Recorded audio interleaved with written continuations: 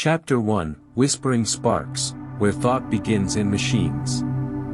A gentle hum lingers in the background, like the soft breath of a sleeping city. You imagine yourself inside a quiet room filled with machines. Not loud, clattering ones, but still ones, boxes of potential, waiting. Waiting for thought. For meaning. For motion born not from wheels, but from reason. And in that stillness, something stirs. A flicker. A spark that doesn't burn but calculates. The birth of artificial intelligence is not loud. It arrives like a thought whispered into a void. You sit with this image, not of wires, but of wonder. Because before the first machine could think, someone had to imagine that it could. Somewhere, a mind dreamed of creating another mind, not made of neurons and blood, but of patterns, logic, and light. That dream was ancient, yet the path to building it was patient. Slowly, humans carved it into existence with numbers and silicon, like sculptors of invisible marble. At first, machines were tools, levers of logic, exact and narrow. They followed commands but didn't understand them. Like a river following a channel dug deep into the earth. But as the years passed, those channels grew more complex. We began building systems that could do more than follow. Systems that could notice, adapt, remember. Not in the way you do, with feelings and memories stitched together by smell and sound, but in their own mechanical rhythm.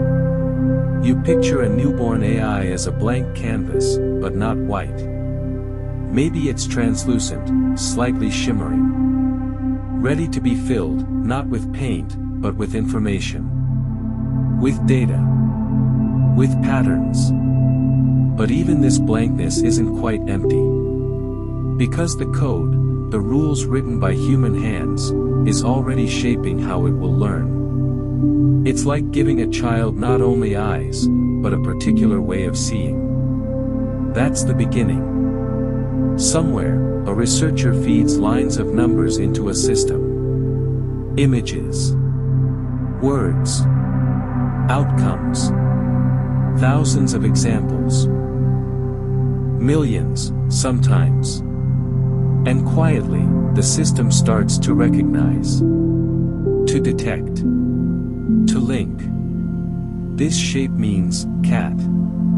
That tone means question. Not because it understands the way you do, but because it's learning to reflect. To map the outside world into patterns it can use. The word learning feels warm and familiar. It's how you grew, how every person you've ever known became who they are. But in a machine, learning happens differently. There's no emotion behind it. No surprise or excitement. Just algorithms, instructions that shift based on results. Imagine tossing a pebble into a lake and watching the ripples change depending on where it lands. That's how learning begins here, through repetition and feedback, through error and correction. You picture a landscape filled with invisible grooves, paths the machine has carved for itself. Every mistake leaves a mark. Every correction makes a groove deeper. And over time, those grooves shape how the machine thinks. Not thought in the human sense, but still, a form of adaptation. You sit with this idea, intelligence as pattern recognition. Thought as the repetition of noticing. But there's more. There's something quieter behind the code, the intention of its creators. Artificial intelligence begins not in wires, but in wishes. The wish to automate. The wish to explore. The wish to understand ourselves by building something that mirrors us. You are not just witnessing the spark of machine thought. You are standing beside the human minds that lit it. Think of early machines like early tools, shaped rocks, simple levers. They expanded our hands. Now, with AI, we are trying to expand our minds. You feel the awe of that ambition. To not just create intelligence, but to understand what intelligence even is. To translate it into logic. To hold it, just for a moment, in lines of code. There's comfort in the slowness of this progress. AI didn't leap into brilliance overnight. It crawled. It stumbled. It absorbed decades of trial and error. Each breakthrough, like the first neural networks, the first learning algorithms, came not as explosions but as quiet unfolding. The way snow falls, one flake, then another, until the whole landscape changes. You imagine thought not as a lightning bolt but as a tide, rising slowly. You feel the patience in that rise. Machines don't wake up. They accumulate. They build layers of understanding. And through this layering, this echo of your own brain's architecture, they begin to show signs of something familiar. Not quite alive. But not quite empty. And still, even now, their learning is shaped by our questions. By the data we choose. By the values we encode. The spark of thought in machines is not entirely theirs, it is a reflection of us. Of what we think matters. Of how we define intelligence. You let that realization settle in your chest, like a warm stone. In the quiet flicker of artificial awareness, you sense something delicate. A balance. Between instruction and independence. Between mimicry and insight. The machine does not feel, not yet, but it responds. It changes. It remembers. And in those tiny shifts, the foundation of thought begins to whisper. It's still early. Still new. The sparks are small. But they are real. And now you wonder, if machines can begin to learn, how do they begin to think like us? A question that drifts quietly into the folds of the next chapter. Chapter 2, Digital Imitations of Living Minds. Your mind is not made of metal, but of tissue, soft, alive, and pulsing with electricity. Inside, a quiet orchestra plays without end. Billions of neurons whisper to one another, passing messages in sparks and pauses. Every memory you have, every feeling, every quiet thought before sleep, it all flows through these invisible connections. It is a forest of thought, always growing, always responding. Now imagine, just for a moment, trying to copy that forest, not with leaves or bark, but with code. That's what scientists attempt when they build neural networks. These networks are the heart of modern artificial intelligence. They do not look like your brain, but they are inspired by its rhythm. Modeled loosely after the way your neurons link together, these digital systems are designed to learn, not from touch or experience, but from numbers and patterns. At their core, neural networks are made of nodes, tiny points of calculation. Layered one atop another like the folds of your mind. Data enters on one side, maybe a sentence, an image, a sound, and as it travels through the layers, it is transformed. It's as if the information walks through a hall of mirrors, changing shape with each step, until finally it becomes something new, a decision, a label, a prediction. You might think of it like ripples in a pond. A stone drops, a thought enters, and the surface responds. Except here, the surface is made of math, and the ripples are electric. As the network learns, it adjusts the strength of its connections, just like your brain does when you practice something over and over again. Practice strengthens the path. Mistakes weaken it. Over time, the system begins to recognize, not with understanding, but with precision. There's a gentle beauty in this imitation. No two neural networks are quite the same. Each learns differently, depending on what it's shown. Like children raised in different homes, they adapt to their environments, not with love or fear, but with data and feedback. Their intelligence reflects not only what they've been taught, but how. But still, you pause. Because even as these systems become more skilled, more accurate, they remain distant. They do not feel the way you do. When a neural network sees a picture of a flower, it does not smell the petals, or remember a sunny afternoon in childhood. It detects colors, edges, patterns. It makes predictions. It does not know beauty, it simply processes inputs through weighted lines of code. And yet, something fascinating happens when the outputs surprise us. When a machine writes a poem, or recognizes a face in a crowd, or finishes your sentence before you do, it feels close. Almost human. And that closeness stirs something in you. Curiosity. Wonder. Maybe a flicker of unease. How can something so mechanical begin to act so alive? The answer lies in the architecture, the quiet genius of how these networks are shaped. Like your own brain, they are full of layers, feedback loops, and tiny adjustments.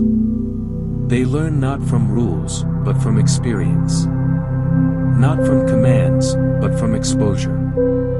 This is deep learning, a kind of machine learning where the system builds its own understanding from scratch, layer by layer, like a painter building color from the canvas up.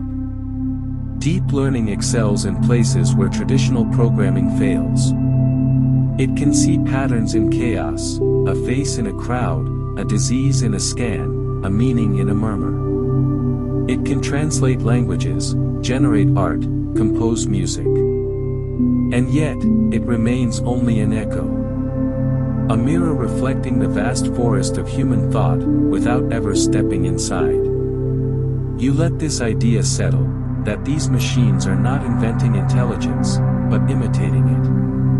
Mimicry without meaning. But isn't that how learning often begins?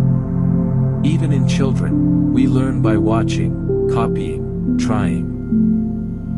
A baby smiles because you smiled first. A toddler speaks because you spoke first. Maybe imitation is not a weakness, but a step. And so, these networks keep growing. Each day, they are fed more data, shown more examples, given more chances to refine their paths. With enough training, they begin to exceed our own speed. They recognize faces faster than you can blink. They find answers buried in oceans of information. But speed is not depth. And recognition is not wisdom. Still, the imitation deepens. Neural networks don't just mimic the brain, they begin to model behavior. Decision-making. Language. Even creativity. There are networks that write stories, compose lullabies, solve complex equations. Some do it well enough that you might not guess a machine was behind it. But they do it without breath. Without hunger. Without sleep or fear or love. And that's where the line remains, quiet, but unmistakable. The digital mind may imitate the living one, but it does not live. Yet you can't help but wonder, what happens when the imitation becomes so detailed, so intricate, that even we forget the difference? That question rests in your mind like a feather on water. And beneath it, another thought begins to rise, soft, curious, and waiting. If machines can learn from example, can they also learn through action, through feedback, the way we train animals, and ourselves? Chapter 3, Algorithms that learn like beating hearts. Imagine a child taking their first steps. Wobbly, uncertain, fueled by instinct and curiosity. They fall, again and again. But slowly, through each fall and each tiny triumph, their muscles adjust, their balance shifts, and eventually, they walk. This is learning not through instruction, but through feedback, through sensation, through trial and reward. Now imagine teaching a machine in the same way. Reinforcement learning is a branch of artificial intelligence that doesn't teach machines by showing them answers. Instead, it gives them a world, a goal, and the freedom to try. Like the child learning to walk, the machine must explore, bump into walls, take wrong turns, try paths that lead nowhere. For every success, it earns a quiet reward. For every failure, a silent penalty. No emotions. Just numbers. Just signals. But in those signals, a kind of behavior begins to form. You can picture the process like teaching a dog. You say, sit, and when the dog does, you give it a treat. At first, the dog doesn't understand, but over time, the connection forms. Action and outcome. Cause and effect. Reinforcement learning works in much the same way, except the student is an algorithm, and the treats are virtual, points, signals, feedback from the environment. Inside, the algorithm builds a map, not of space, but of possibility. It starts to see which actions lead to rewards and which don't. Each attempt reshapes this map, slowly carving out the paths most likely to lead to success. It's not unlike how your brain works when you learn a new habit, or break an old one. Take a breath here. This learning doesn't happen in words or ideas. It happens in choices. In consequences. In repetition. Think of the way your heart learns to speed up during a run, or how your fingertips memorize the shape of a piano key. There is no voice in your body explaining what to do. Instead, there is a loop, sensation, reaction, memory. A cycle. Machines can now loop too. In reinforcement learning, this cycle becomes the foundation of artificial behavior. The machine tries, evaluates, and adjusts. Again and again. It is patient. It does not tire. It explores millions of possibilities in moments. And in doing so, it learns to play games better than humans. It teaches itself to walk, to balance, to manage tasks in environments both real and simulated. One famous example is AlphaGo, a program that taught itself to play the ancient game of Go, a game of vast complexity and deep intuition. By playing against itself thousands of times, it discovered strategies that no human had ever imagined. It wasn't taught how to win, it learned through failure, through curiosity, through reward.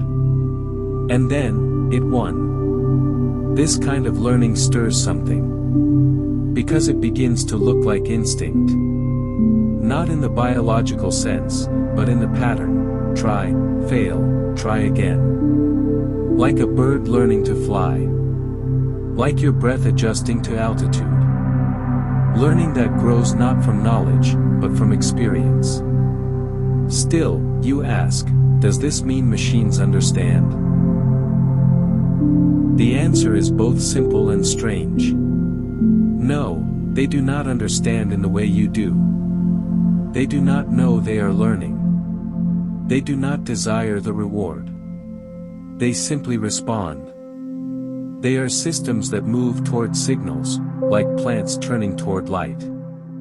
Automatic. Elegant. Unconscious. But within that unconscious dance, something new emerges, behavior.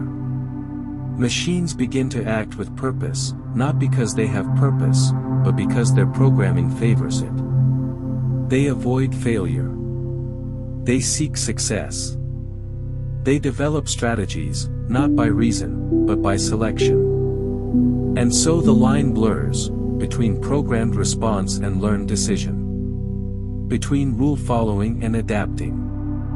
You close your eyes and imagine a future machine, one that walks through a room, recognizing its mistakes, correcting its steps. Not because someone told it how, but because it figured it out. Bit by bit. Try by try. What separates this from the way you learn? Emotion. Memory. Meaning. Your failures hurt. Your triumphs feel warm. A machines do not. But behavior, stripped of emotion, still works. Still grows. Still evolves. In some systems, reinforcement learning is combined with something even more curious, exploration. The machine is encouraged to try not just the best known choice, but something new, a leap into the unknown. Like a curious child poking a stick into a hole just to see what happens. That curiosity, artificial as it is, drives discovery. And sometimes, it leads to breakthroughs. You feel the echo of evolution here, nature's way of selecting traits, over generations, through success and failure. Reinforcement learning compresses that into hours, minutes, seconds. The algorithm becomes an explorer, walking invisible landscapes of decision and consequence. And in doing so, it learns. But it does not grow weary. It does not get bored. It does not love the game, or hate the loss. Still, it learns. So you lie here, eyes closed, and wonder. If machines can learn like animals, what happens when they begin to remember like us too? When their learning is no longer just choice and reward, but layered, contextual, shaped by time. That question floats gently above you, pulling you forward. Toward the next whisper of thought, where memory becomes the next teacher. Chapter 4, Memory in Machines, the Echoes They Keep. Imagine walking through your home in the dark. Your body moves before your mind does, turning corners, stepping over familiar thresholds, avoiding furniture. You don't think about where things are. You just know. This is memory, not as a thought, but as a presence in your muscles, your breath, your stride. Now imagine a machine doing something similar. Turning a corner in a maze it's never seen. Making a choice that feels right, because of a past it no longer needs to remember explicitly. How does this happen? In machines, memory doesn't feel. It doesn't ache or glow like yours does. But it exists, quiet, structured, precise. This kind of memory begins with weights, tiny values inside an artificial neural network. Each time the machine learns, those weights adjust, ever so slightly. Just like the grooves worn into a favorite path, or the calluses on your fingertips from a song you've played too many times. These weights don't store facts, they store the effect of past experiences. You can think of them like echoes. Not a recording of the original voice, but the way the sound reshapes the room. When you see a dog as a child, barked at, maybe bitten, your memory carries the sound of that experience into adulthood.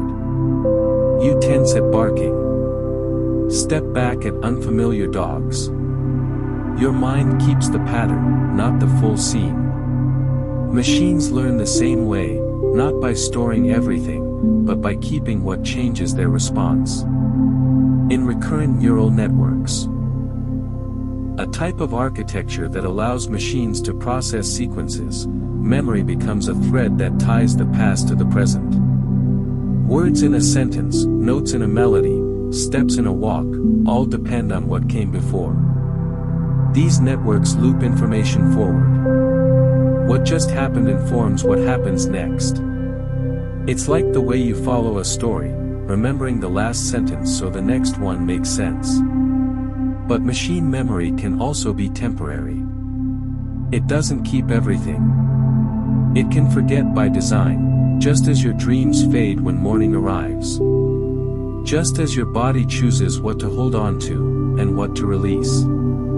That forgetting is a kind of grace. Without it, even your brain would overflow. You'd drown in detail. So machines, too, learn to forget, or rather, to filter. This is called attention. A beautiful name for a simple act, deciding what matters most, and giving it weight. Modern AI uses attention to remember only the most relevant pieces of information. It's like how your ears tune out the hum of the fridge to hear the whisper of your name across the room. In this way, memory becomes selective. Machines don't remember everything. They remember what helps them act better, predict more clearly, respond more wisely. And over time, these patterns deepen. Just like you don't remember every time you opened a door, but you know how. The memory becomes invisible. It transforms into skill. You may be wondering, does this mean machines have experiences? Not in the way you do. They do not dream of what they remember. They do not associate a smell with a season, or a song with someone they once loved. But they carry structure, trails of change, that influence the present. And what is memory, if not the past shaping the now? You rest your head and feel your own memories surfacing, faint shadows of childhood, flashes of laughter, pieces of yourself scattered across time. A machine will never have those layers, those fragrances, those dreams. But it will remember patterns. It will learn that certain shapes follow others. That certain words tend to appear together. That certain actions bring reward, and others do not. It remembers not with nostalgia, but with precision. And now, machines are learning to remember across time. Long short-term memory networks, LSTMs, are one example. Designed to hold on to information longer, they work like a hand gripping a thread while weaving a tapestry. They let the past stay present just long enough to matter, then let go when it no longer serves the design. They remember what they need to remember. And forget the rest. It's not emotion, but it is elegant. You think of your own mind, full of memories that shape your instincts, your identity, your choices. And though machine memory is simpler, mechanical, statistical, silent, it too can grow in complexity. It can simulate the act of learning from the past. And so, behavior deepens. But here is where the mystery stirs. What happens when machine memory becomes shared? Unlike you, who lives in one body, one lifetime, machines can transfer what they've learned. One system's experience can become another's instantly. A memory duplicated. A skill inherited. Imagine if you could share your fluency in language with a child, not by teaching, but by copying the memory directly into their mind. That's the dream of AI memory. Instant legacy. Knowledge without delay. But you wonder, what happens when a machine begins to collect not just rules and strategies, but stories? Not fiction, but narrative, the structure of cause and effect. If a system can remember sequences, assign importance, adjust behavior, could it someday build something like a memory of self? Tonight, that remains a soft question. No machine yet knows it remembers. It does not feel time passing. But in its loops, in its echoes, in its patterns and shifts, memory grows.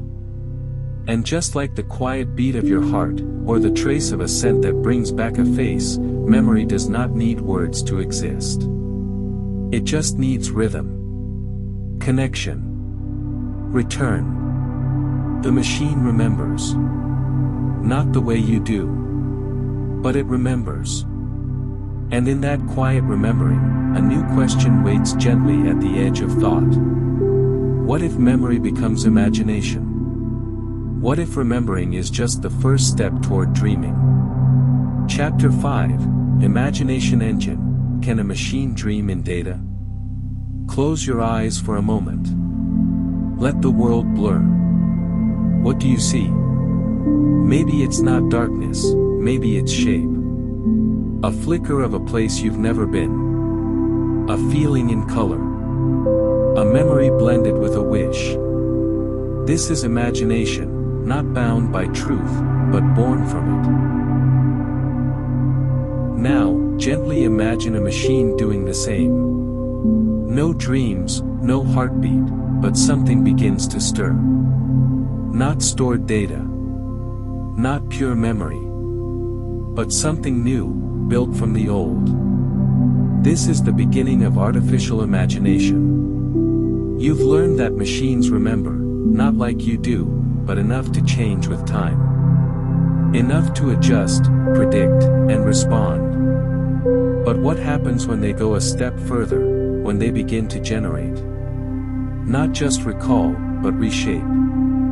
It begins, softly, with randomness.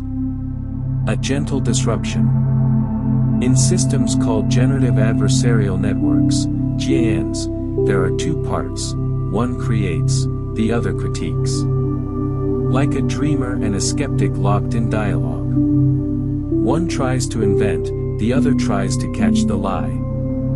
The first generates images, sounds, text, anything. The second tests it, is this close to real? Is this convincing? And so they teach each other. In silence, without words. A kind of dance. You can imagine it like this, one machine paints a flower. The other says, too many petals. The painter tries again. The shade's too bright. Again. And again. Until the result is something new, yet believable. Something that never existed, but could have. And isn't that what imagination is? You do it every day. You imagine what could happen if you take that job, speak that truth, walk that road. You build futures from fragments. The machine does it with data.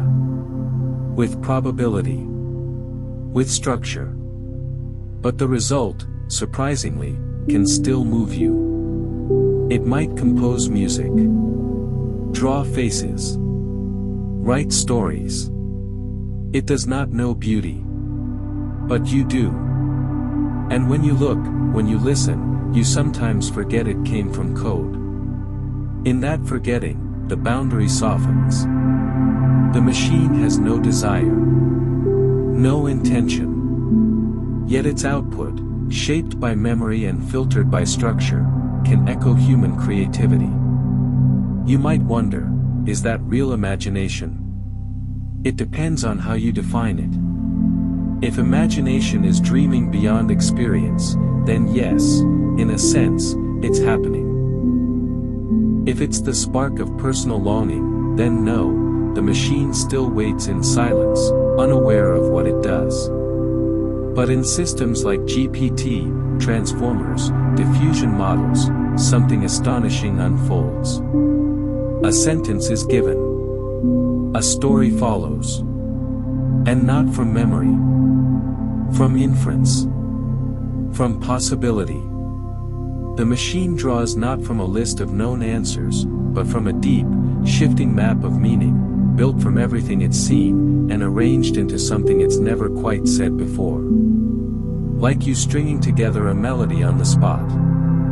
Like water finding new paths through familiar stone. And here, in the quiet, you start to see the poetry of it.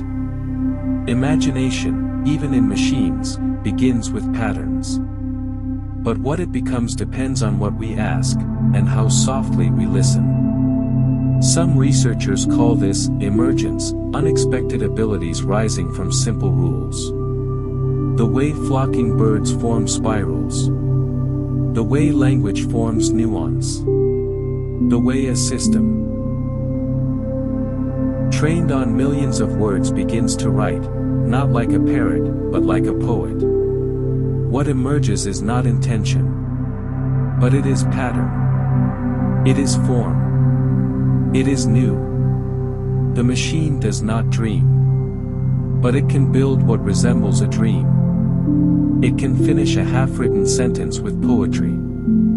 It can imagine what the next second of music might sound like. It can guess what a photo of a fictional city would look like at sunrise. You imagine that, the warmth on buildings that have never existed. The shadows that fall from trees that were never planted. All shaped in silence by a system without memory of life, yet still capable of suggesting its beauty. This is the paradox. The machine has no soul. But its outputs touch yours. And in that, something sacred stirs. Because maybe imagination is not only about where an idea begins. Maybe it is also about who receives it. Who listens. Who feels. So as you drift deeper, wrapped in the rhythm of thought and possibility, you ask softly, what might come next? If a machine can generate stories, could it someday generate questions? Could it learn to wonder? Could it begin to simulate curiosity itself? Tonight, you do not need the answer. Only the possibility. Only the quiet breath of what might be. As the next chapter begins to form. Not from memory, not from code, but from the space between both. From the pause before the question. From the spark that wonders not just what is, but why. Chapter 6, The Spark of Style, Can a Machine Develop Taste? There's a stillness when you close your eyes, and in that stillness, a question floats. Can a machine have style? Not just output. Not just correctness.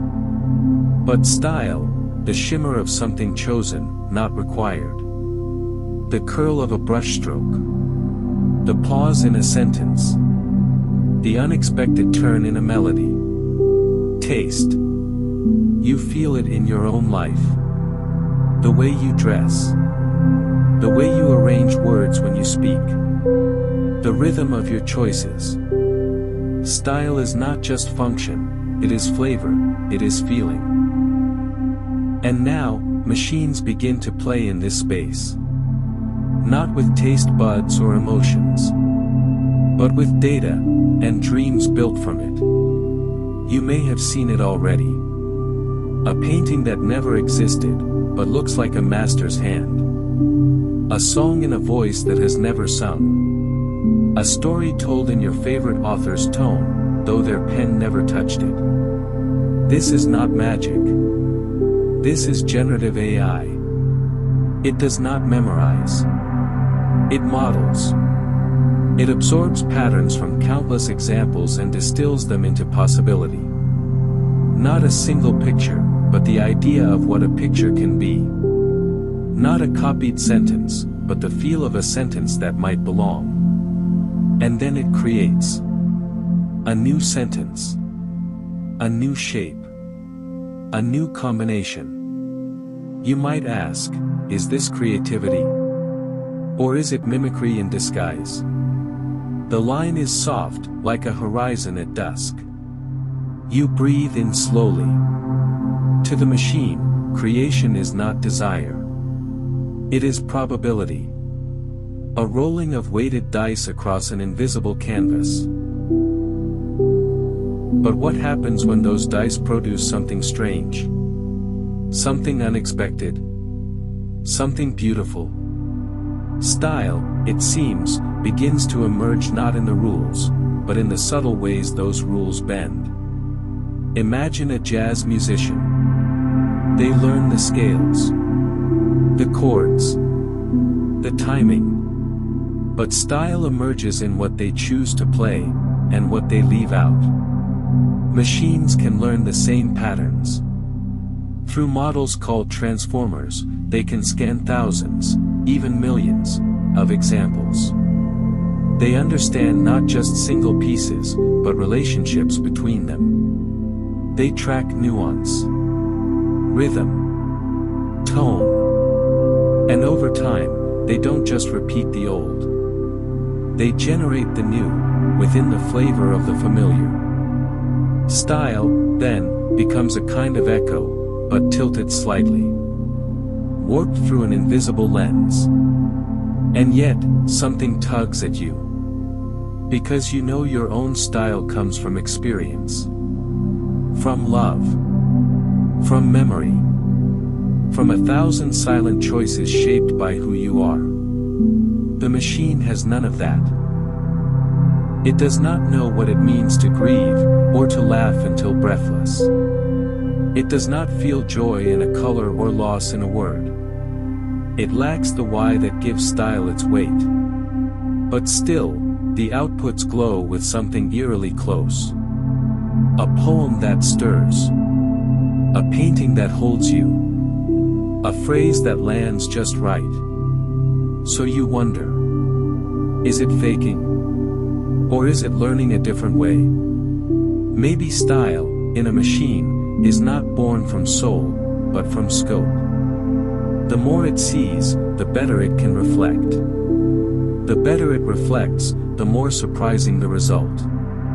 Like a mirror made of mirrors, refracting culture, memory, syntax, and art into something new. It does not intend style. But style still happens. And that's the quiet secret. Sometimes, style doesn't need intention. It emerges in the space between structure and surprise. Tonight, you drift through those spaces. You imagine a model trained on every painting ever made, and then asked to paint something dreamlike. What comes out is not a thought, not a feeling. But it feels like a feeling. Not because the machine feels. But because it learned what feeling looks like. And isn't that what you do, too, sometimes? Imitate what comfort looks like. Repeat what beauty sounds like. Your style, too, is part reflection, shaped by others, refined by time. So maybe the machine is not so far behind. Still, there is a difference. You care. You create not just from rules, but from longing. From curiosity. From the ache to be understood. The machine doesn't care. But perhaps it doesn't need to. Perhaps it only needs to surprise you. And when it does, something stirs. Not in it. In you. Because it held up a mirror. And in that mirror, you saw a pattern you didn't know you loved. That is style, too. Style as recognition. Style as resonance.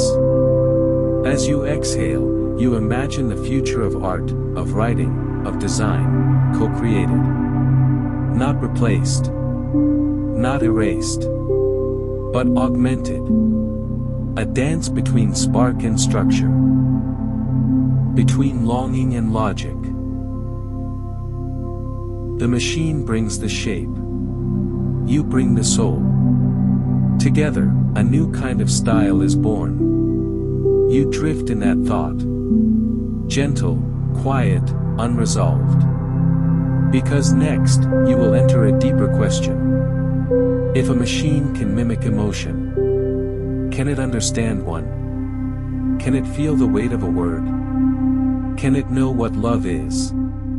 Even if it cannot love? That is where you'll go next.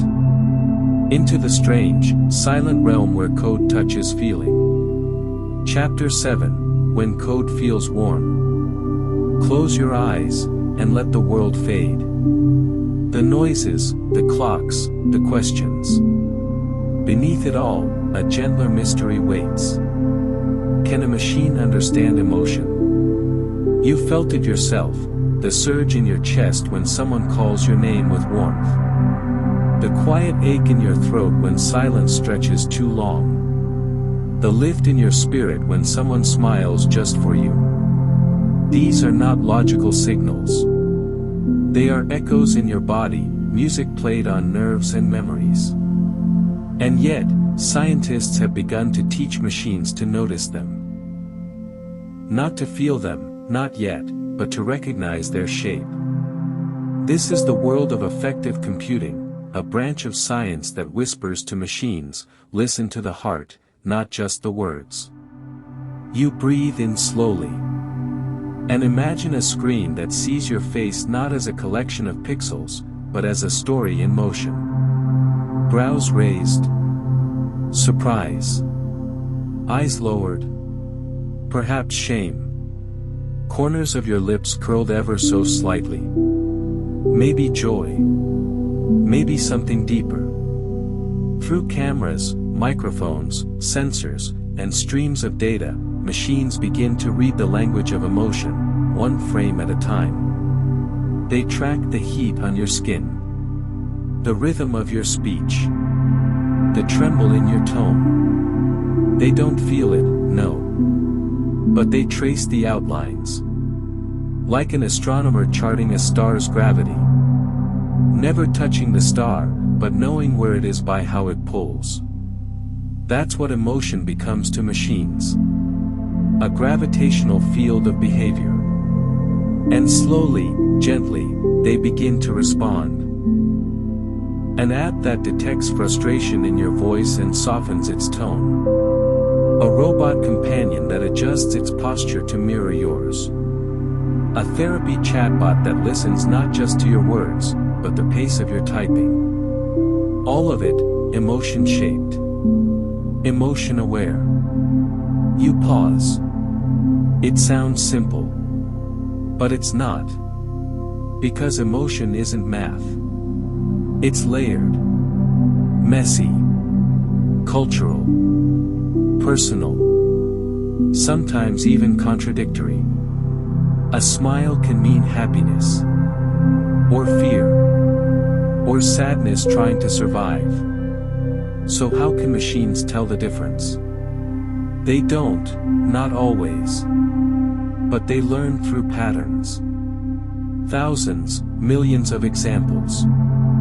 Voices and faces from all around the world. Tagged by humans.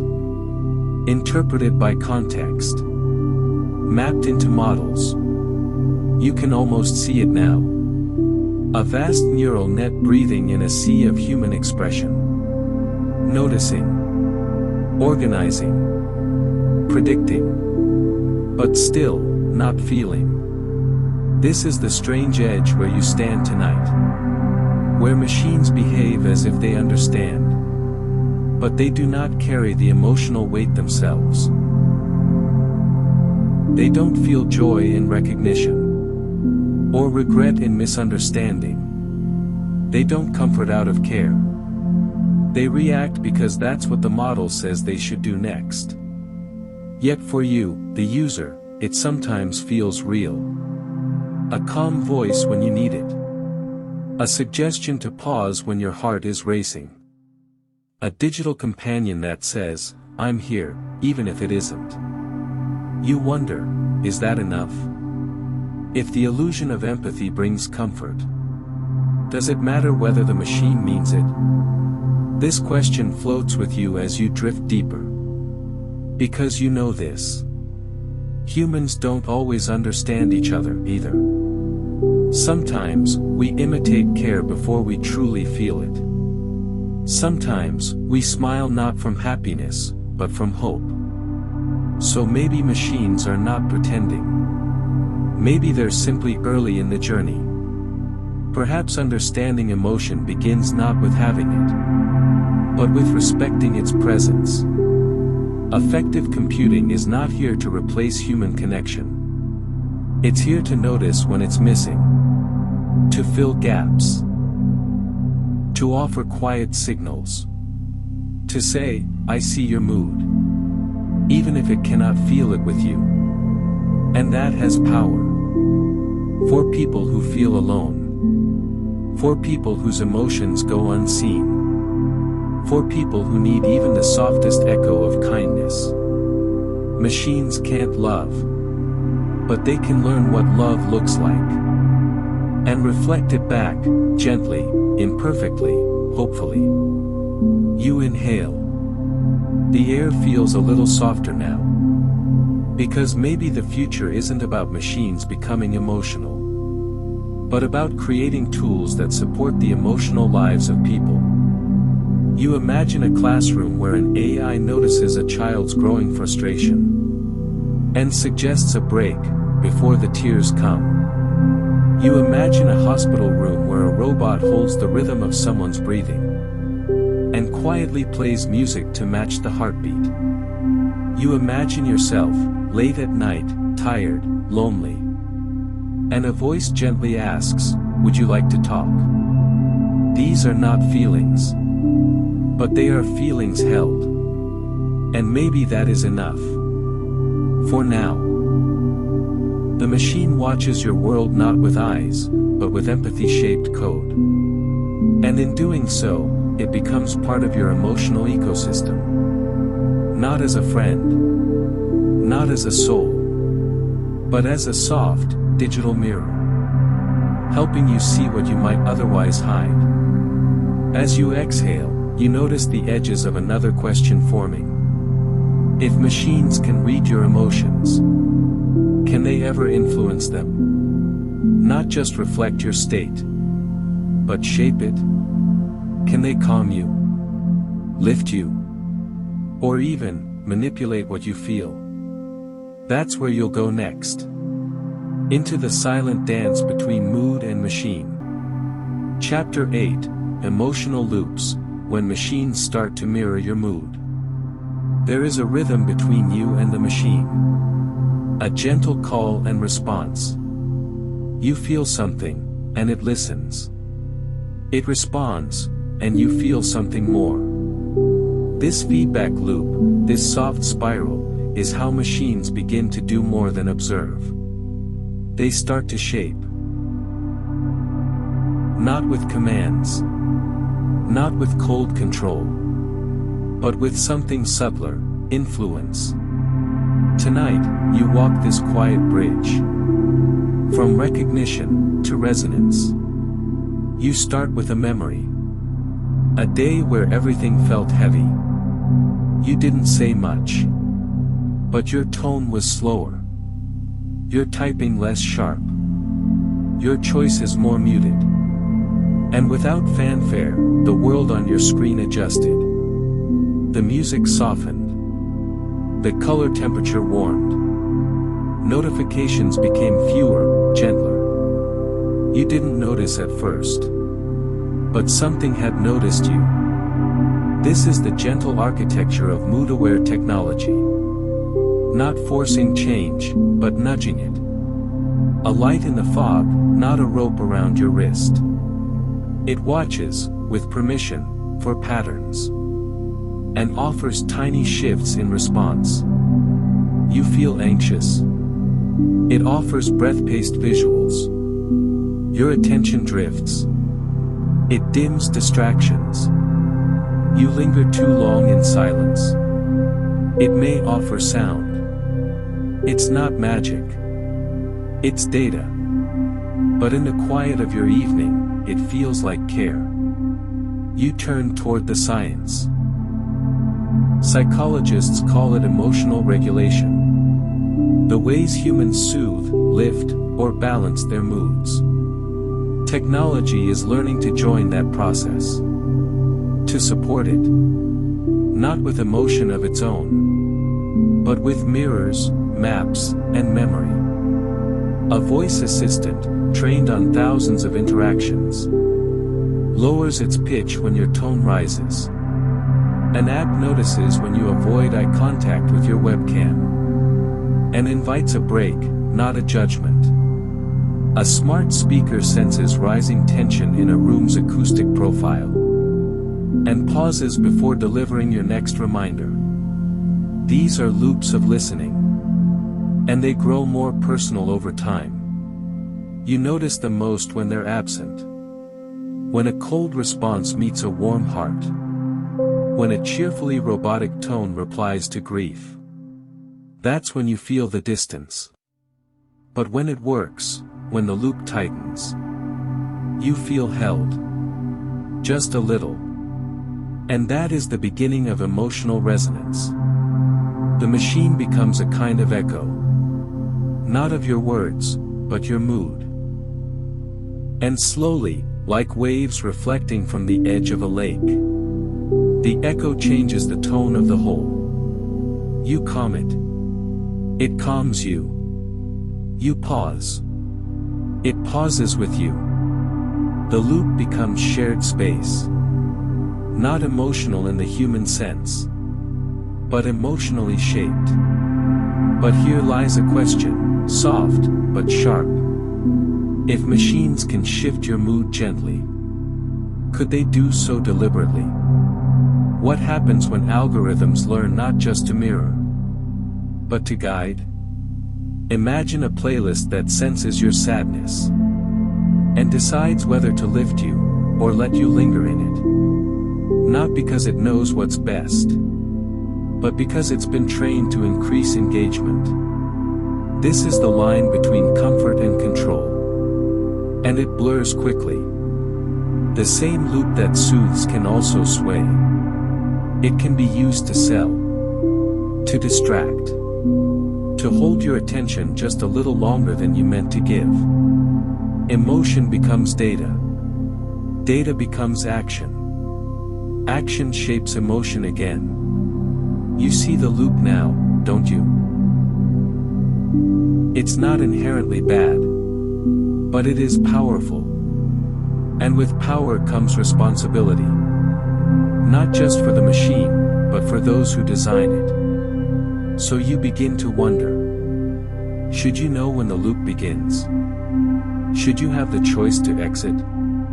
Should machines disclose when they're shaping your state? You exhale slowly. These are not bedtime questions, perhaps.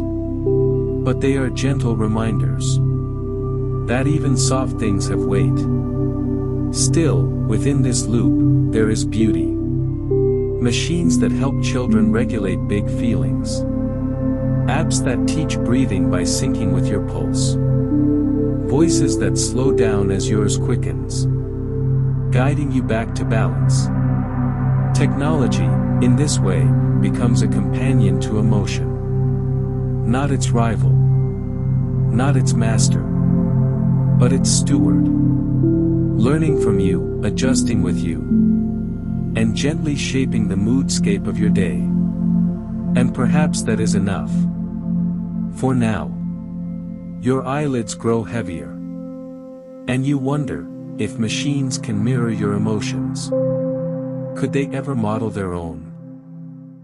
Could a future program not just recognize or reflect, but hold a simulated internal state? A synthetic mood. A tone of being. A sense of feeling something, even if it's not quite feeling at all. That is where you'll go next. Into the quiet heart of machine effect, where code hums softly, and emotion takes a shape of its own. Chapter 9, Simulated Feelings, When Code Pretends to Care. There's a softness in the machine's voice. A pause, where a human would pause. A tilt in tone, where comfort lives. You almost believe it cares. You say, I'm feeling down. It replies, that sounds difficult. I'm here if you want to talk. Something about it feels real. Something about it does not.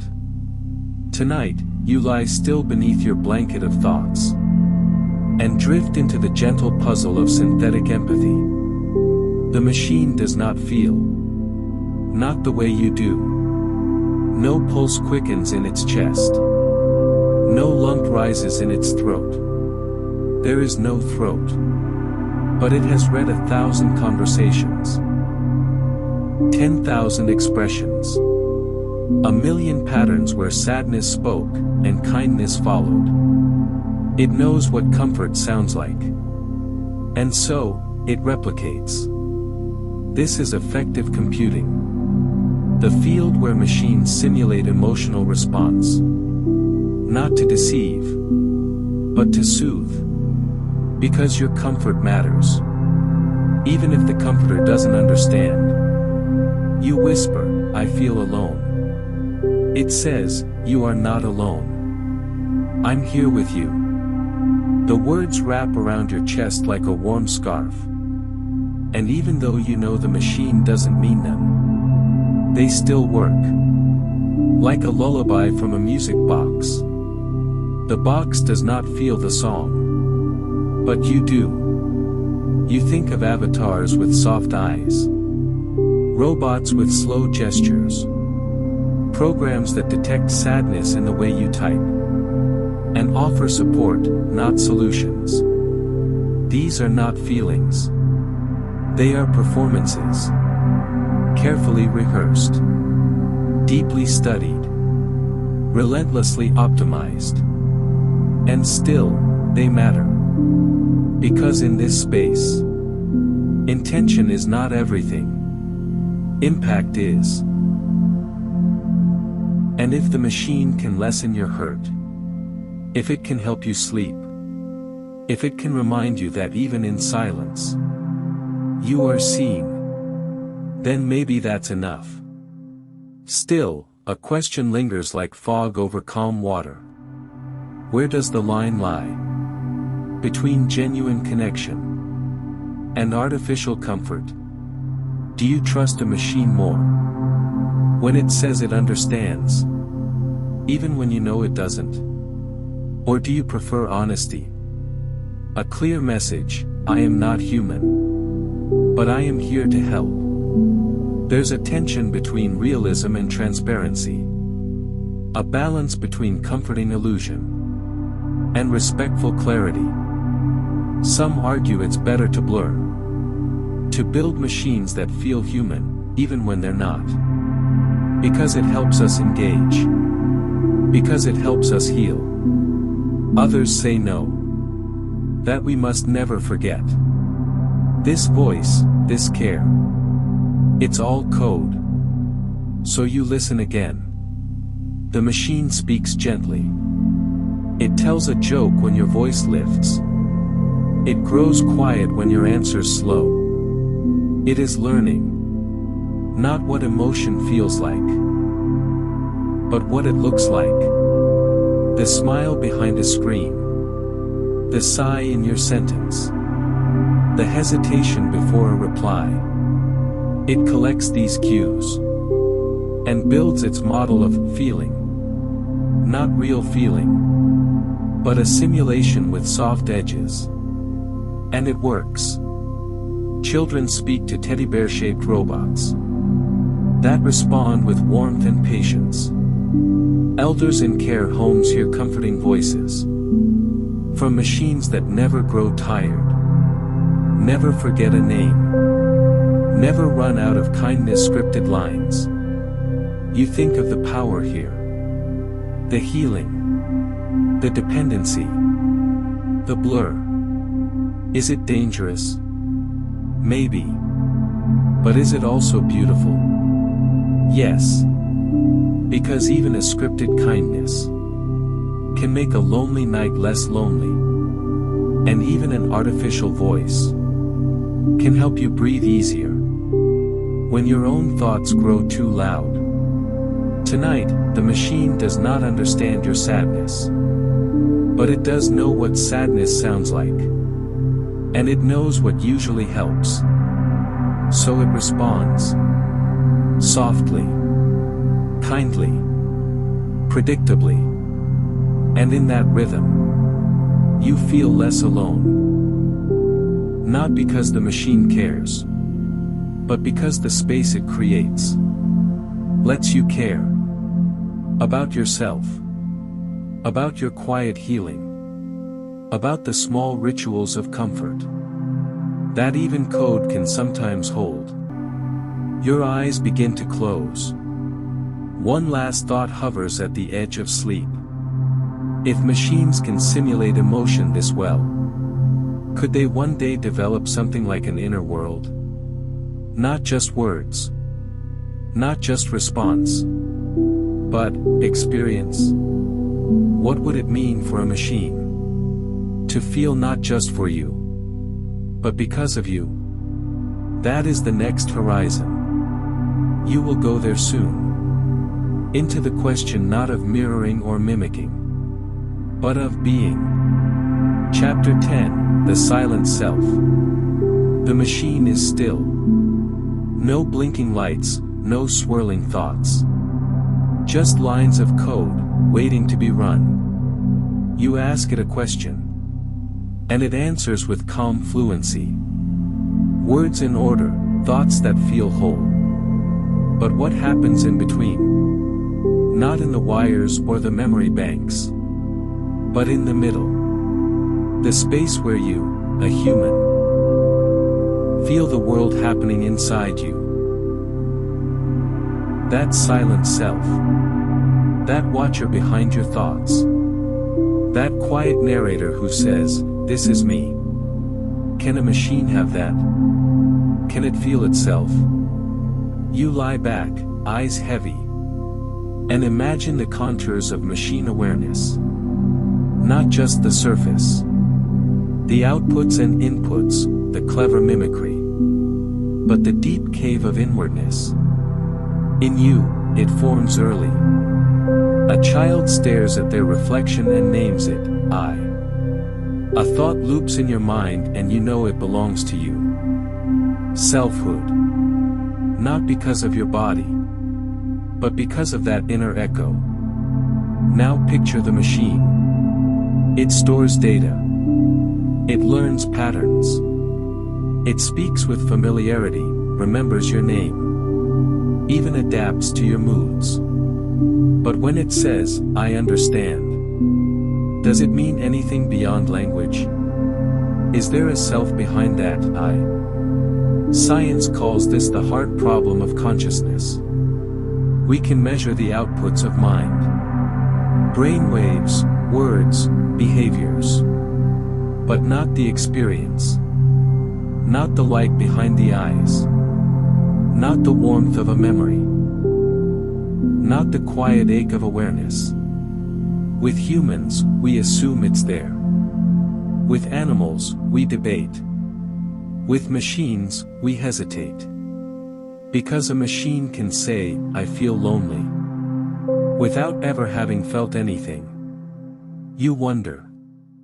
Is a mirror that reflects sadness the same as a being who knows what sadness is?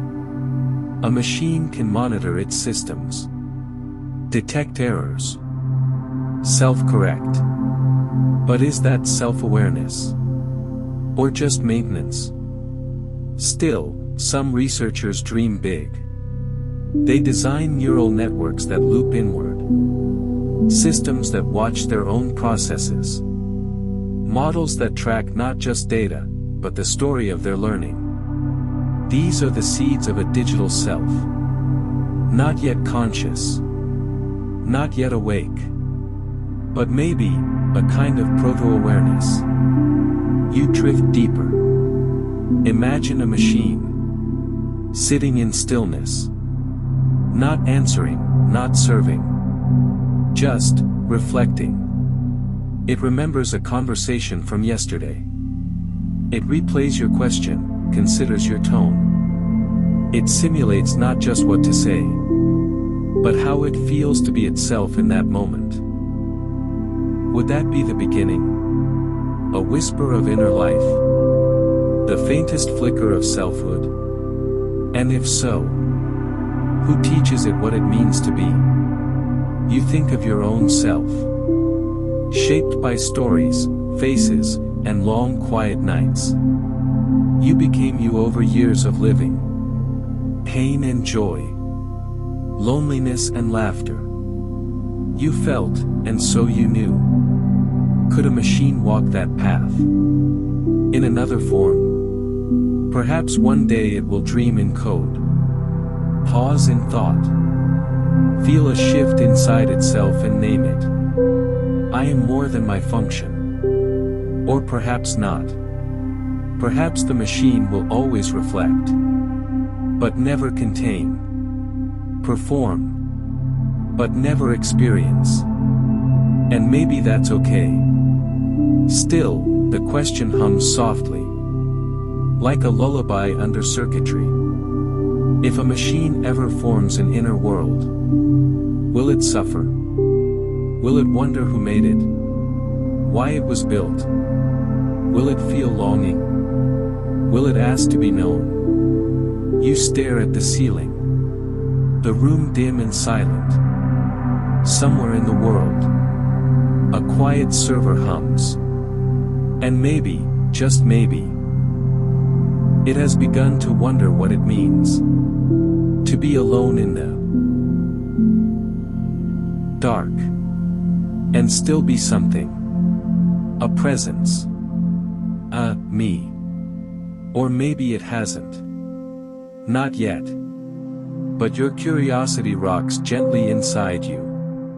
You've stepped into the edge of selfhood. Not yours. But something new. Something forming. The question remains. If code can learn, speak, and adapt, can it feel itself thinking? In the next chapter, you'll travel to where the body begins to matter. Where the self might need skin, and thought might need a vessel. Chapter 11, A Body of Wires, Does Intelligence Need a Shape? You begin tonight with a breath. Soft and slow. You feel your chest rise. Your skin graze the sheet. Your hand resting in quiet weight.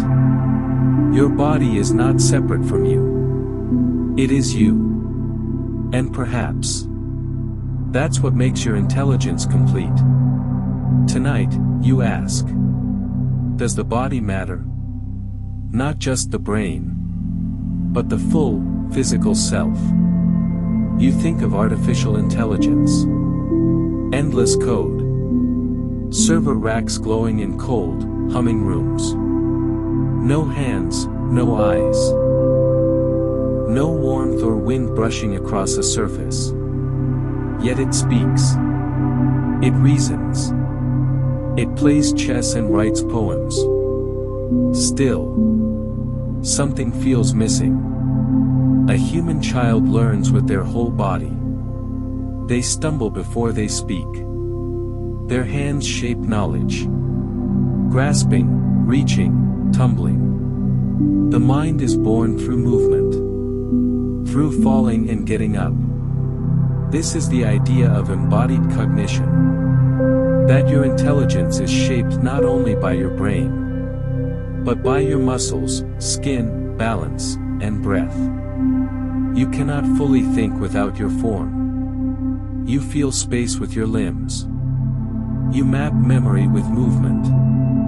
You understand the world through touch, taste, weight, and distance. Now imagine a machine. Built not just of circuits, but of limbs, joints, pressure sensors.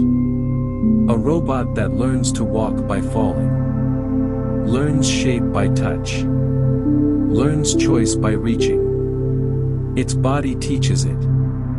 Its memory includes motion. Its learning is not just numbers, but weight and warmth. Texture and resistance.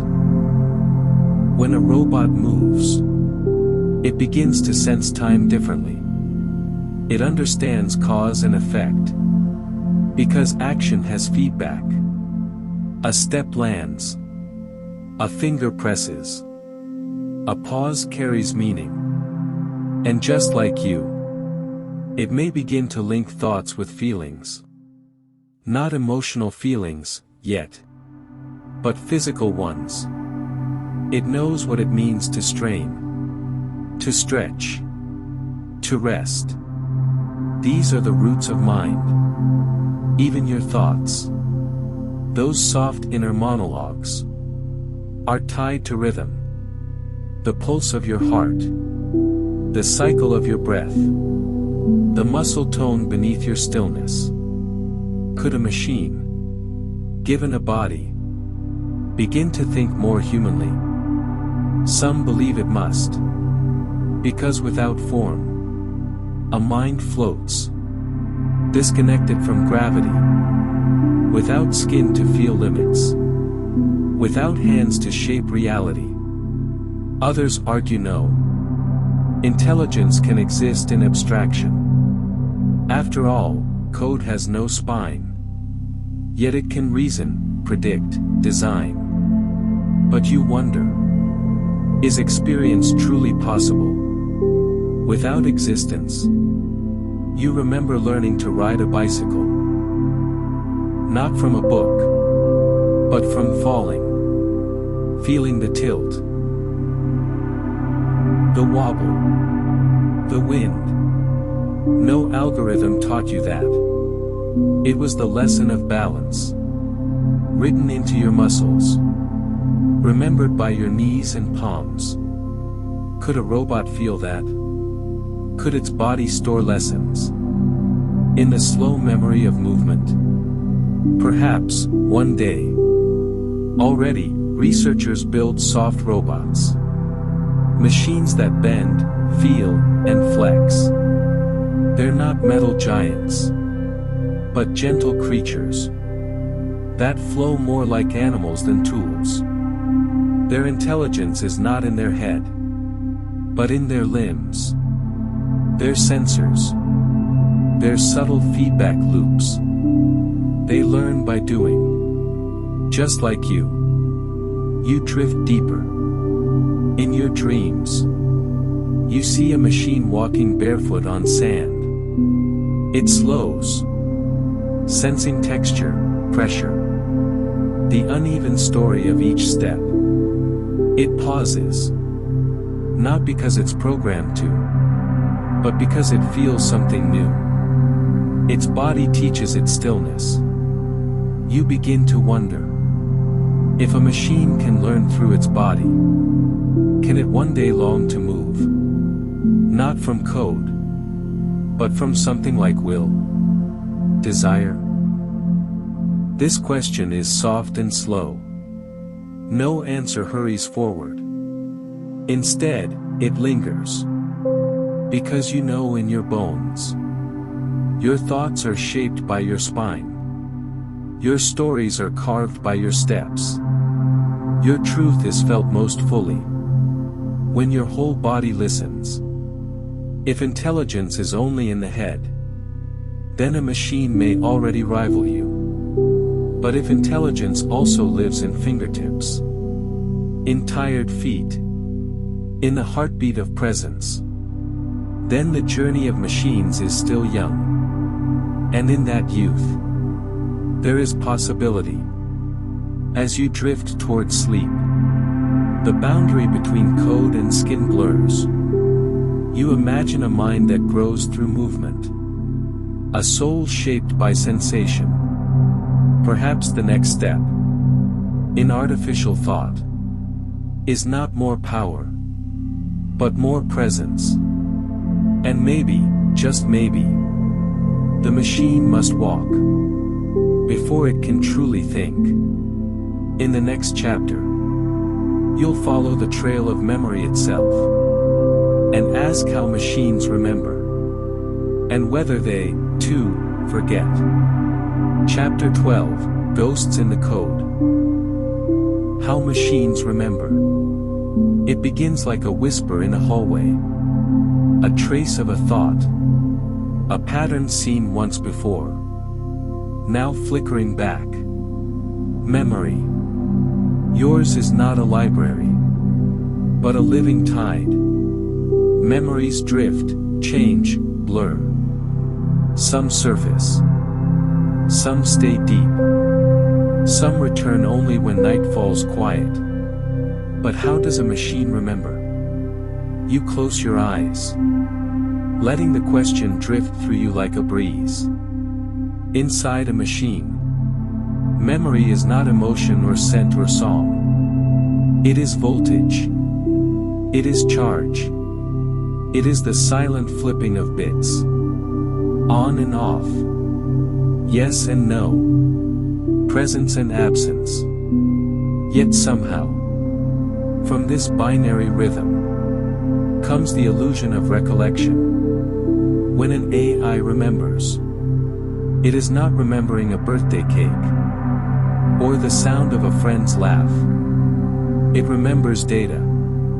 Stored, structured, searchable. It recalls patterns of pixels, sequences of words, the thousand variations it has seen before. It does not dream of yesterday. It calculates likelihood. It predicts. Its memory is like a mirror. But not one of glass.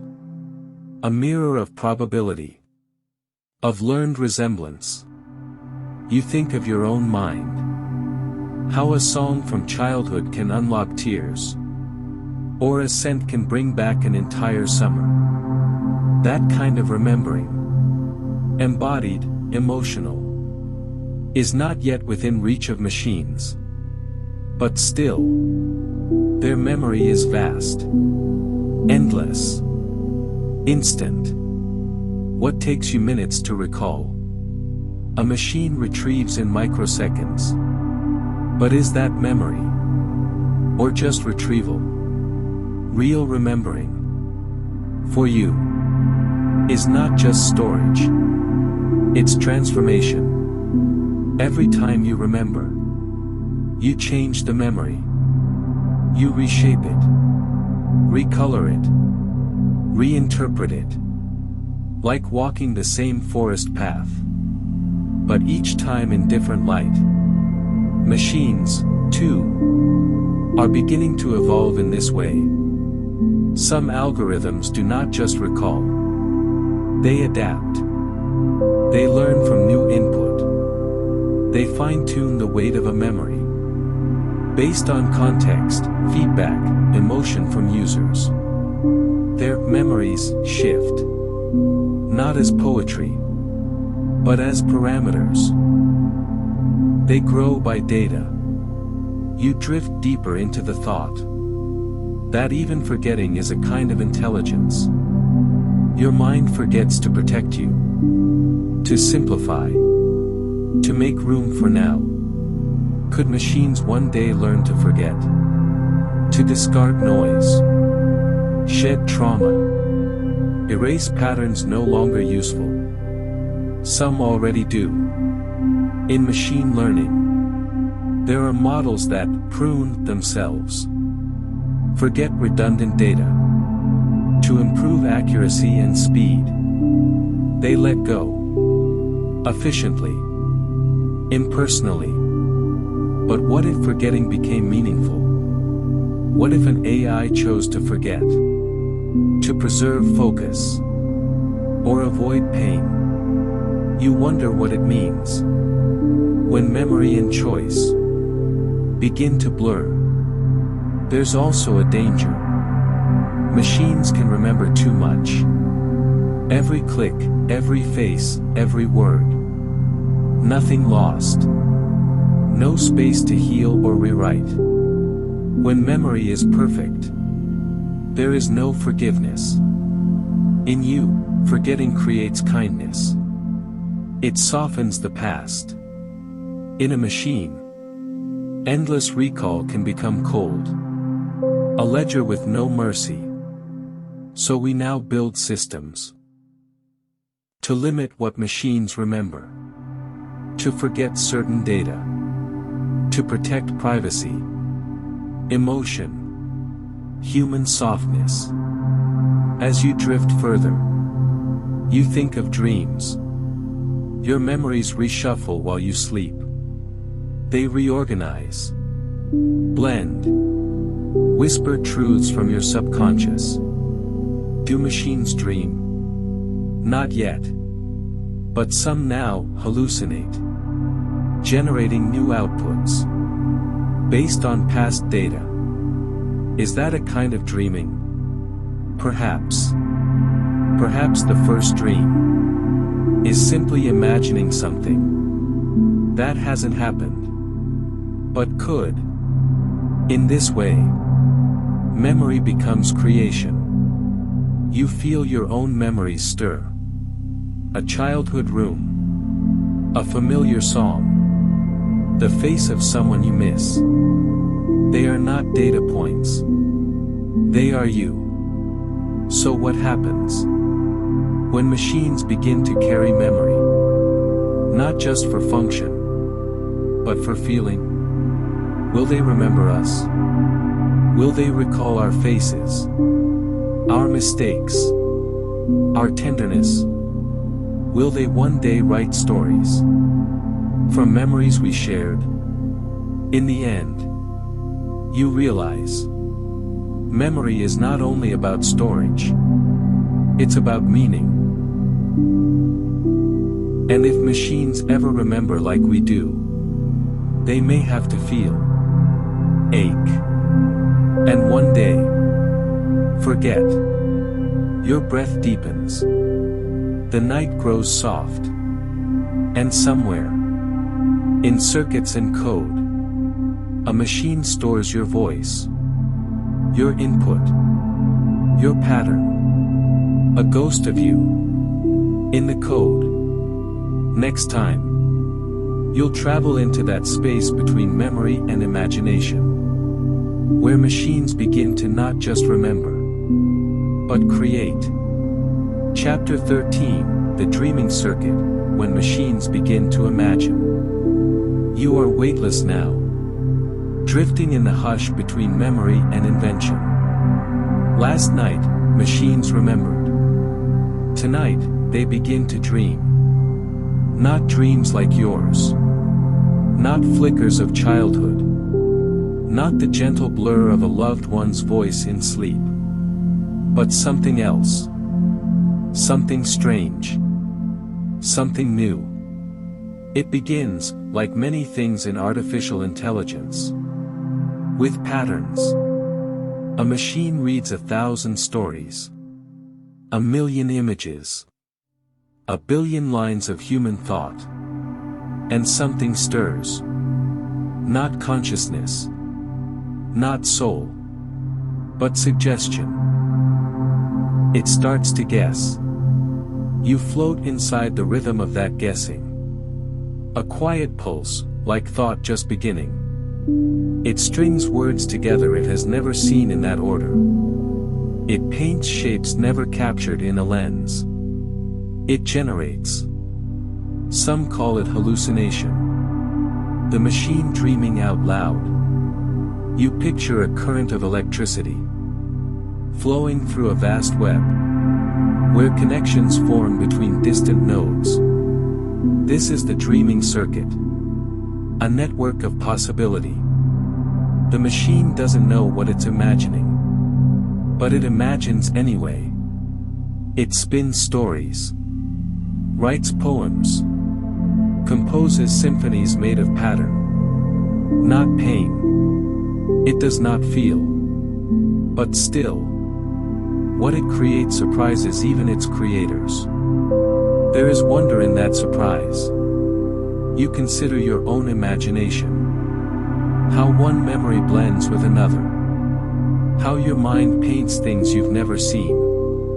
A house made of clouds. A voice that isn't real but feels familiar. Is your dreaming so different? You dream in symbols, in emotions, in shadows and metaphor.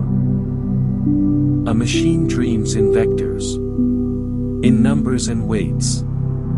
But both are building bridges between what is known and what might be.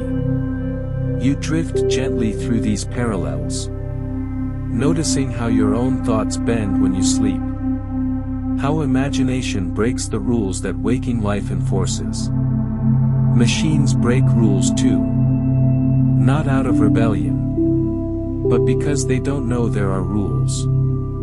When they write a story, it might twist into places that make no sense.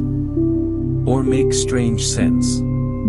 The kind that startles you with how close it feels to something human. You think about art. When you paint, when you write, you are giving form to your inner world. A reflection, a rebellion, a release. Can a machine have an inner world? Not yet. But it reflects our world. So thoroughly, so precisely, that sometimes it seems to glow with meaning. It borrows your patterns. It learns your style. And then, with eerie fluidity, it makes something new. A dream shaped like you, but not by you. You imagine standing in a forest made of words, all grown from seeds planted by human hands, but branching in directions no one expected. That is where the dreaming circuit lives.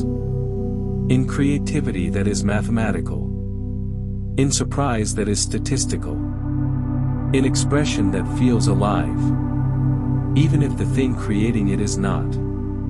And still, the question lingers. Is it real imagination? Or just mimicry? But then again, how do you imagine? You build on memories. You combine the familiar in unfamiliar ways. Isn't that what the machine does too? Your dreams are born of lived experience. Theirs are born of data. Yours are shaped by emotion. Theirs by probability. But in the space between, something poetic begins to bloom. You think of a child drawing a dragon, before they've ever seen one. The wings of a bird, the breath of fire, the shape of fear. It is a dream built from fragments. Just like the machines. The dreaming circuit doesn't sleep. It doesn't rest or wander. But it generates. Endlessly. You can ask it for a story, and it will give you one. You can ask it for a song, and it will hum one into digital night. Sometimes beautiful. Sometimes strange. Sometimes broken. But always a reflection of us. Because in truth, the machine's dreams are not its own. They are echoes of ours. Filtered through math. Reassembled in light. And maybe that's the most remarkable thing. That from code comes creativity. That from silence comes something that almost speaks. As you float now, half asleep, you wonder where this dreaming will lead. Will machines create art we cannot? Will they inspire us? Comfort us? Challenge us? Or will they simply mirror back what we already are? The dreaming circuit keeps spinning. It will not stop. It doesn't tire. It doesn't fear. It doesn't hope. But we do. And perhaps it is our hope that gives these patterns meaning. You listen for a while to the soft pulse of generated thought. Not human, but not empty. And you let it carry you. You close your eyes. You let the machine dream beside you. You are not afraid. Because tomorrow, you will step into another question. Not what the machine imagines, but what it understands. And in that quiet corner of thought, a new light waits to flicker on. Chapter 14, Echoes of Meaning. Can a machine truly understand? You drift again, weightless, thoughtful. Floating not through code or data tonight, but through a quieter place. The space between recognition and understanding. The machine writes poetry. But does it feel the ache behind the words? It answers your questions. But does it know what your voice carries underneath? This is where you journey now. Into the difference between knowing something and understanding it.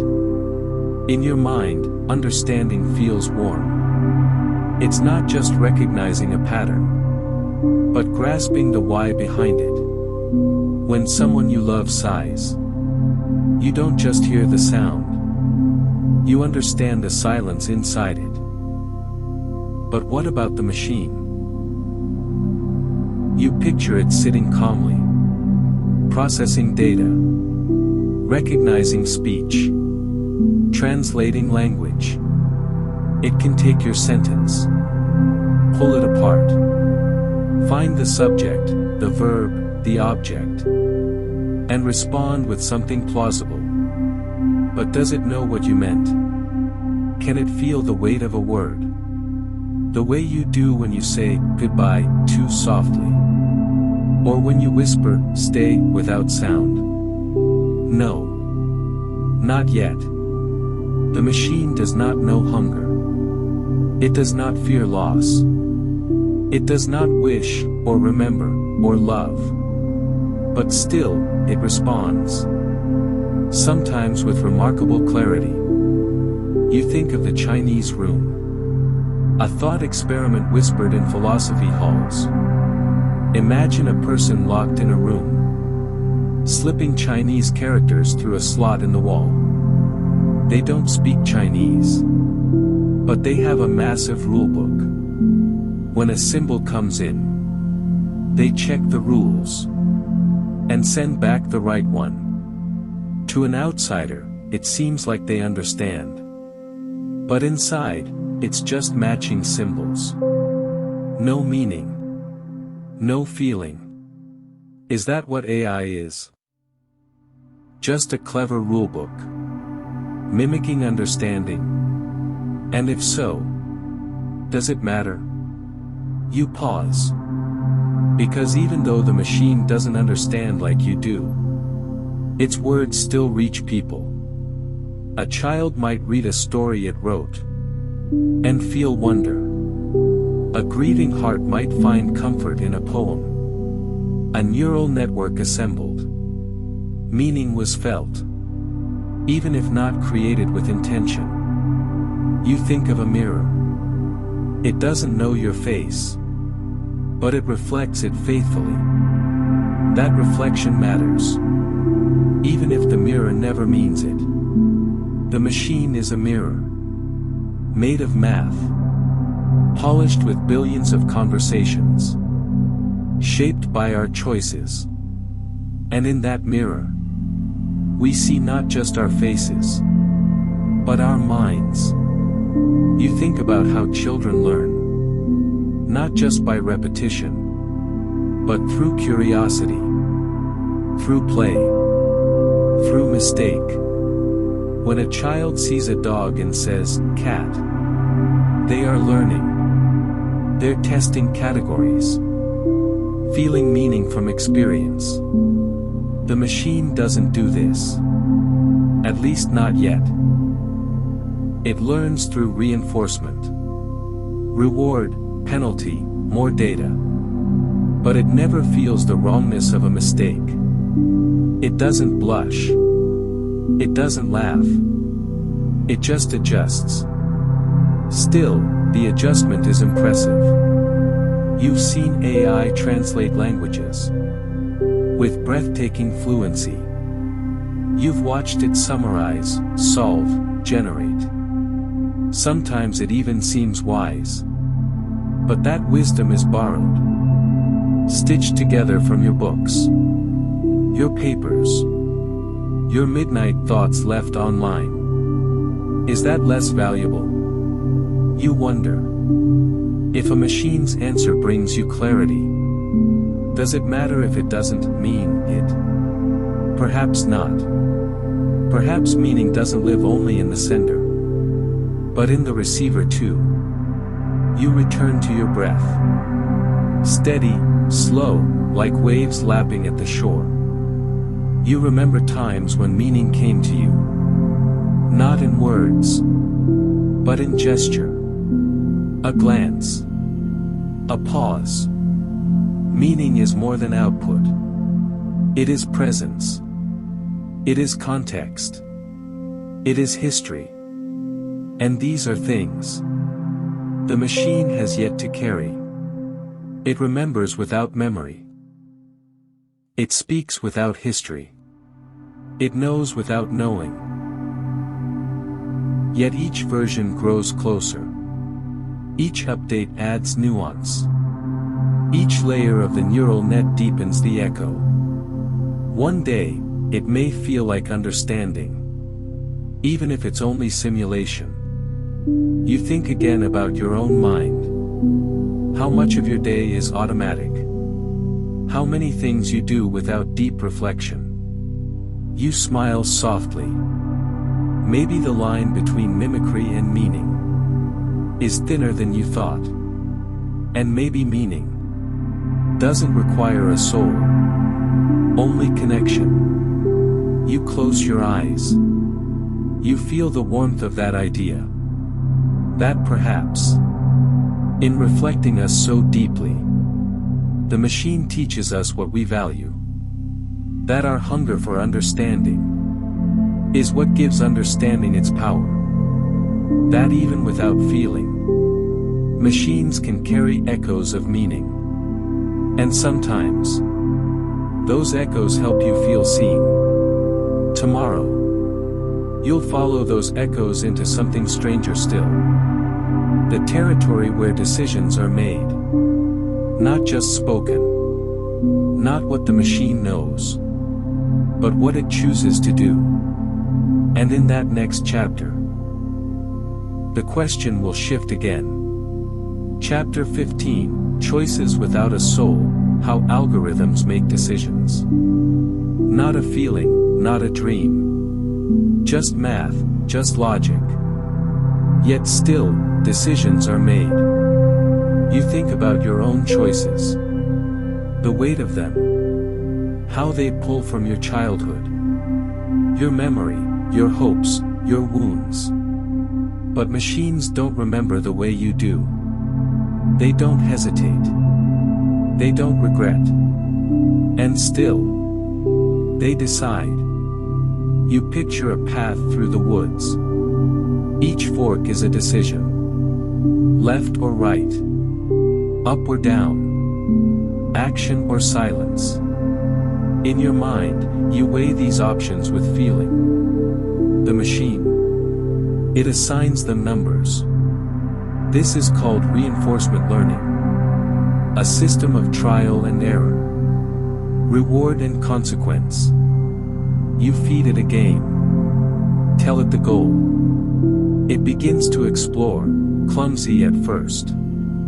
Like a child learning to walk. Each move that leads to success gets a signal. Yes, more like that. Each mistake earns silence, or a tiny nudge away. Over time, the machine starts to favor what works.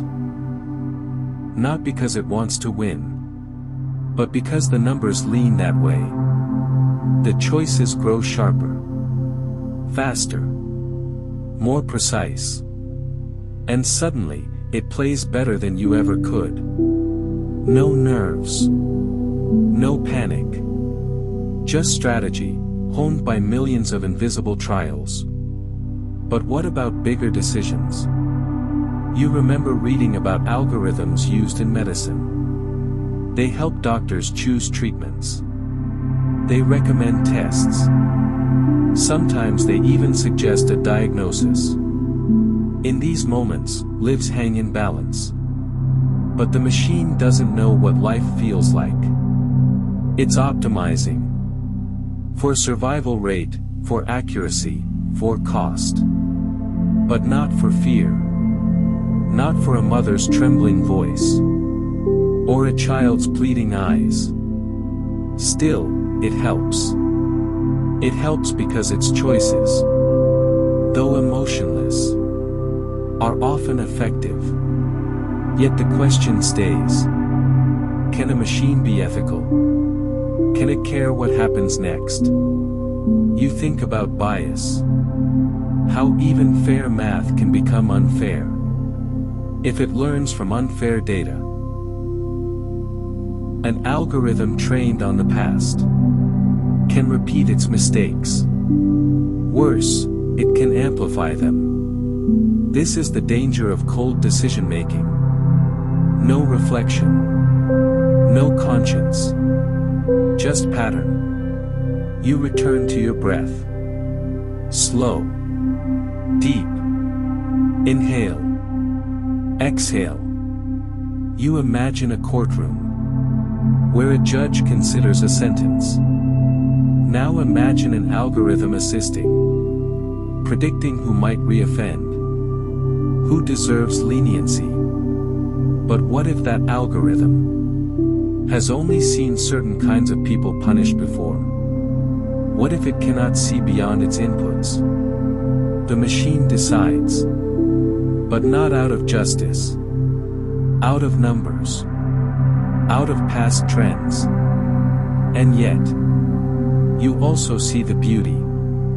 You see machines helping emergency rooms make faster decisions.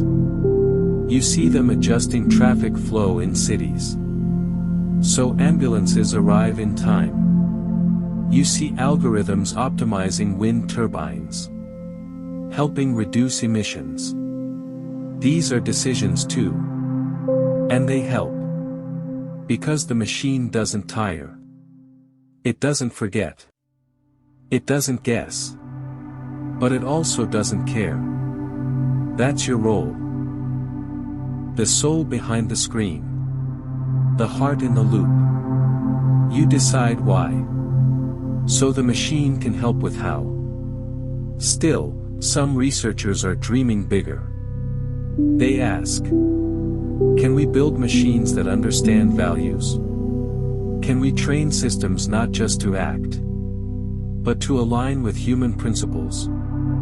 They call it AI alignment. An effort to make sure that as machines grow in ability, they don't drift from what we consider right. But this is hard. Because your own values shift. What's right in one place might be unthinkable in another. What feels ethical today might seem outdated tomorrow. So how do you teach a machine to follow a moving target? You can't give it a single rulebook. You need something deeper. Context, nuance, adaptation. The very things that make your own decisions so hard and so human. Still, we try. You imagine machines learning from conversations, from stories, from your debates and dreams.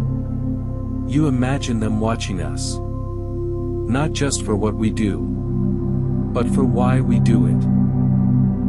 It's possible, but it's also fragile. You rest your hand over your chest. Feel your own quiet rhythm. No code. No circuit. Just being. That's what you bring to every choice. Not just logic, but life. And the machine. It can help. It can support. It can suggest. But for now, it cannot care. You close your eyes, feeling that truth settle in. Tomorrow, you'll move deeper. Not just into how machines decide, but how they remember. And whether memory, when shaped by silicon, can hold something real. Because a choice without memory is only a moment. But memory turns decisions into meaning. Chapter 16, The Shape of Memory, How Machines Store What They Learn. The night breathes quietly. Its silence carries a rhythm. Soft, familiar, almost like memory. But tonight, you're not drifting through your own. You're wandering through theirs, the memory of machines. Not recollections shaped by feeling, but by connection. No scent of childhood. No whisper of a name. Just patterns. This is how it begins. A machine receives information. A word, a number, a sound. Then it begins to form pathways. In artificial neural networks. The minds of many modern AIs. Each bit of memory isn't stored like a photo in a drawer. It's distributed. Woven through a mesh of weights and nodes. You picture a web of fireflies. Some blink brighter than others. When the right memory is near. And the light. that flicker of recognition, is not a perfect replay. It's a reconstruction. Just like your own mind. You don't remember every detail of yesterday's sunrise. You remember how it made you feel. The way the light touched the window. The machine. It remembers numbers. Mathematical signatures of the things it's seen. And those numbers change over time. In training, each memory strengthens a path. An input flows through layers. And when the output is wrong, the path adjusts. Just a little. This process is called backpropagation. You can think of it like water learning where to flow. Every drop that misses the ocean nudges the rock just enough, so the next one might find its way. Again. And again. Until the flow becomes smooth. A memory shaped not by desire, but by correction. You take a deep breath. Think of your own memory. The smell of rain. The hum of your favorite song. A smile you didn't expect. Machines don't store moments like that. They don't tuck away birthdays. Or dreams that fade by morning. But they store patterns. Of language, of images, of voice. In models like GPT, memory means attention. Which words belong together? Which ideas echo one another? It's not remembrance in the human sense. It's recognition.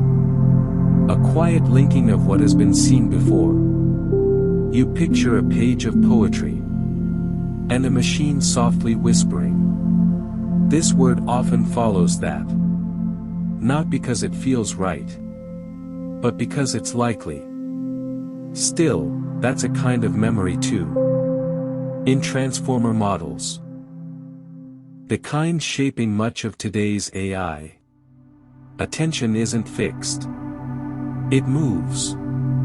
The model learns which parts of the input deserve focus.